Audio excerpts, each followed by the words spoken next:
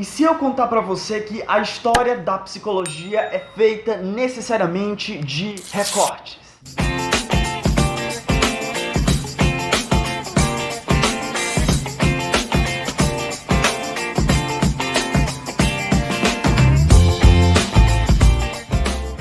Olá, sejam todos bem-vindos a mais um vídeo desse canal. O meu nome é Ricardo Moura, eu sou estudante de Psicologia pela Universidade Federal de Roraima e eu vim bater um papo com você hoje sobre a história da psicologia. Muitos estudantes no primeiro semestre de Psicologia acabam meio confusos porque não sabem necessariamente o fio de meada de onde surgiu a bendita psicologia, a bendita ciência que vocês estão estudando. Bom, a psicologia sendo necessariamente uma dispersão de saberes, há quem diga que ela necessariamente estuda um fenômeno. Contudo, a psicologia acaba englobando várias outras situações que se parecem e se conversam entre si, que no final nós pegamos tudo isso, juntamos em uma caixinha e dizemos psicologia. Se você preferir adotar por uma linha histórica necessariamente, uma trajetória, uma historiografia, vamos dizer assim, você vai, por exemplo, ver que na antiguidade os antigos gregos e romanos já falavam sobre o estudo de corpo e mente. Há quem diga também que psicologia é necessariamente o estudo da experiência humana. Outras pessoas preferem ser mais positivistas, objetivistas, organicistas, funcionalistas. Já no outro lado da força, há necessariamente quem gosta de estudar ou quem estudou o inconsciente, as instâncias psíquicas. De outro lado, foi considerado as emoções e como essas emoções têm a ver com as atividades cerebrais. E no final de tudo isso, nós pegamos necessariamente todos esses conhecimentos que falavam basicamente da mesma coisa, ou do mesmo objeto, ou da mesma situação.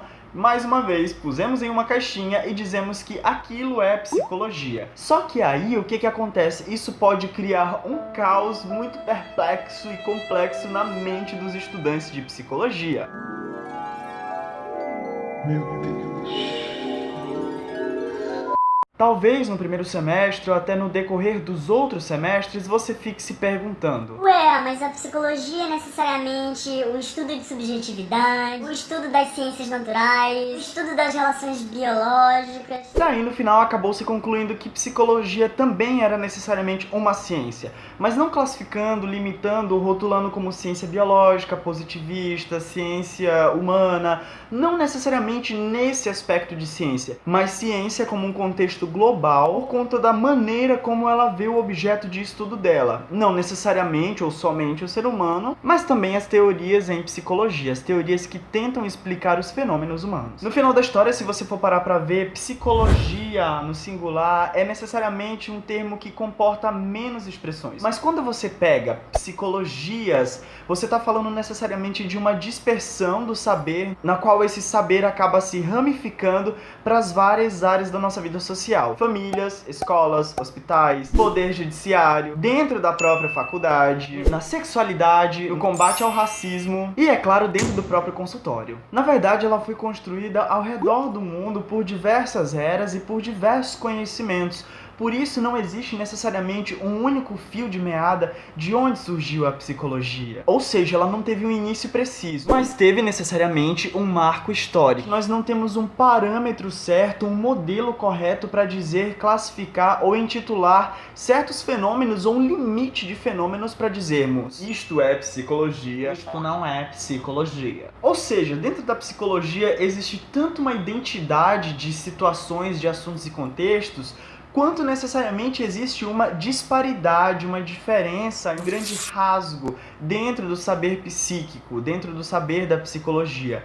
E isso é perfeitamente natural, compreensível. E talvez, quando você entra em contato com esses textos de primeiro semestre, de história da psicologia, tudo isso fique um pouco confuso, um pouco turvo sobre como você acaba vendo as coisas. Até por conta das nossas implicações que temos lá fora no senso comum. Cara, eu quero estudar psicologia porque é a ciência que estuda o comportamento humano. Tá errado isso? Não, não tá errado. Mas eu arrisco dizer que está incompleto. E é importante ressaltar que não há degraus ou patamares dentro do saber psicológico que classifiquem um saber como o mais importante, o menos científico, o mais científico. Todos esses saberes não possuem patamar, eles estão em equidade, só que necessariamente em talvez mundos diferentes. E dentro desse caos todo, é possível encontrar uma calmaria, uma parcimônia subterrânea no solo da psicologia, na qual esses conhecimentos se completam, se confundem, se difundem, se associam, se sintetizam também, não sendo um melhor ou menor do que o outro, muito pelo contrário, cada um com a sua contribuição importante para a composição desta ciência, desse conhecimento, desse saber. E como eu falei para vocês no início do vídeo, que eu só fui entender essa frase no último dia que eu tive da história da psicologia, que a história da psicologia ou a psicologia é feita necessariamente de recortes. Eu espero que vocês possam ter entendido isso no decorrer do vídeo, mas se não entenderam eu vou explicar agora. De recortes porque os saberes não foram compostos por somente uma pessoa, uma pensadora ou um pensador.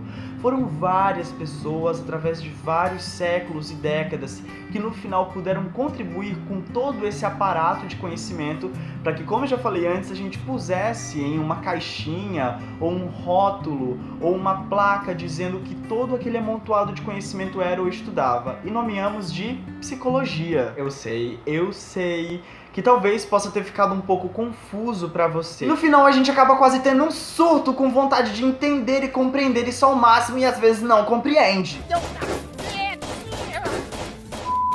Mas é que, a princípio, quando você entra em contato com essa história, é assim mesmo, pessoal. Só que o que eu peço pra você é calma, fique calmo, tranquilo. Por quê? Eu vou deixar uns textos pra vocês aqui embaixo para que vocês possam aprofundar os conhecimentos ainda mais pra vocês dentro desse tema da história de psicologia, tudo bem? No final, se você não entendeu, tem dúvidas ou quer discutir mais sobre isso, a gente pode estar batendo um papo sobre esse assunto mais lá na frente. Lembrando que esses vídeos não têm nenhum caráter terapêutico, simplesmente caráteres acadêmicos que talvez possam te ajudar, pelo menos essa é a minha intenção, talvez possam te ajudar nas matérias da faculdade em algum momento ou em alguns esclarecimentos e dúvidas a respeito. Então é isso, agora eu vou limpar o meu quarto, que já tem uns 84 anos que eu não faço isso. E se você gostou desse vídeo, clique em gostei e se inscreva no meu canal. Obrigado!